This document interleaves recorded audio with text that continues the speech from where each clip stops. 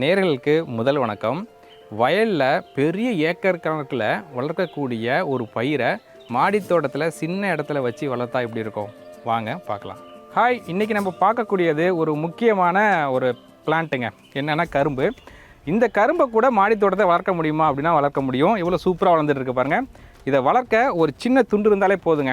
ஆக்சுவலாக இது எப்போ வளர்ப்பாங்க அப்படின்னா டிசம்பர்லேருந்து ஜனவரி, அப்புறம் பிப்ரவரிலேருந்து மார்ச், அப்புறம் ஏப்ரல்லேருந்து மே, அப்புறம் ஜூன்லேருந்து ஜூலை, இந்த சீசன் தான் வந்து பார்த்திங்கன்னா இந்த கரும்பை வளர்க்க ஏற்ற சீசனு. நான் எப்போ வச்சேன் அப்படின்னா பொங்கலுக்கு வாங்கின கரும்பை, நுனி கரும்போ அடிக்கரும்போ ஏதோ ஒரு பீஸ் இந்த அளவுக்கு வந்து கட் பண்ணி மண்ணில் சாய்வாக வச்சா போடுங்க.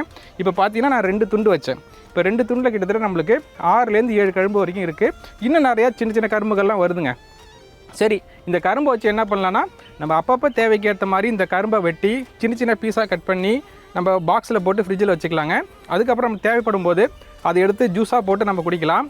இந்த கரும்பு ஜூஸ் குடிக்கிறதுனால வந்து பார்த்திங்கன்னா உடல் சூட்டை வந்து குறைக்குங்க, உஷ்ணத்தை குறைக்கும். அதுக்கப்புறம் இந்த மஞ்சள் காமாலை வந்து பார்த்திங்கன்னா விரைவாக குணமடையணும்னா இந்த கரும்பு ஜூஸ் குடிக்கலாம். அப்புறம் வந்து சிறுநீரக பாதையில் ஏதாவது தொற்று இருந்தாலும் இந்த கரும்பு ஜூஸை குடிச்சிட்டு வரலாங்க. இந்த கரும்பு வந்து பார்த்திங்கன்னா ஓராண்டு பயிருங்க. இப்போ வந்து பொங்கலுக்கு போட்டோம்னா அடுத்த பொங்கலுக்கு நம்ம அறுவடை பண்ணலாம். இப்போ நம்ம பொங்கல் சீசனில் வந்து பார்த்திங்கன்னா கரும்பே வாங்காமல் நம்ம வீட்டிலே விளைவிச்சு இந்த கரும்பை பயன்படுத்தலாம். கணுவும் பார்த்திங்கன்னா நல்லா பெருசாக வந்துட்டு இருக்கோம். இதில் என்ன ஒன்று பண்ணிகிட்டு இருக்கணும் அப்படின்னா, இந்த ஒளிச்சேர்க்கை பண்ணாத இலைகளெல்லாம் நம்ம கட் பண்ணி வளர்க்கணுங்க. இதெல்லாம் பார்த்திங்கன்னா தேவைப்படாது.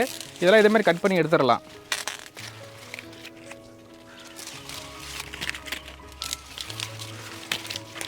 இதெல்லாம் கட் பண்ணி எடுத்துகிட்டு இதை வந்து அதுக்கே ஒரு மூடாக்கு மாரி நம்ம போடலாம். நம்மளுக்கு எப்பப்போலாம் கரும்பு சாப்பிட்ணுன்னு தோணுதோ கட் பண்ணி நம்ம அப்படியே கொடிச்சு சாப்பிட்லாம். அப்படி முடியாதவங்க அதை கட் பண்ணி ஜூஸாக கூட நம்ம போட்டு கொடுக்கலாம். குழந்தைகளுக்கெல்லாம் ஜூஸ் போட்டு கொடுக்கலாங்க. இப்போ வாங்க கட் பண்ணி சாப்பிடுவோம்.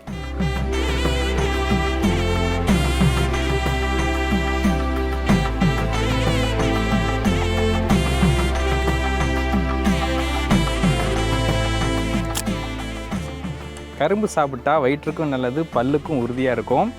இந்த கரும்பு சாப்பிடும் பொழுது உங்களுக்கு உடலில் உள்ள உஷ்ணத்தையும் குறைக்கக்கூடியது. கரும்பு யாருக்கு தான் பிடிக்காது? எல்லாருக்கும் கரும்பு பிடிக்கும். கரும்பை ருசி சாப்பிடுங்க. நீங்களே மாடி தோட்டத்தில் வளர்த்து அதை வெட்டி சாப்பிடும் போது உங்களுக்கே ஒரு சந்தோஷம் கிடைக்கும். வளர்த்து பாருங்கள். அடுத்த எபிசோடில் வேறு ஒரு செடியை பற்றியும் காய்கறி பழங்களை பற்றியும் டீட்டெயிலாக பார்க்க போகிறோம். நம்ம தோட்டம் நம்ம ஆரோக்கியம்.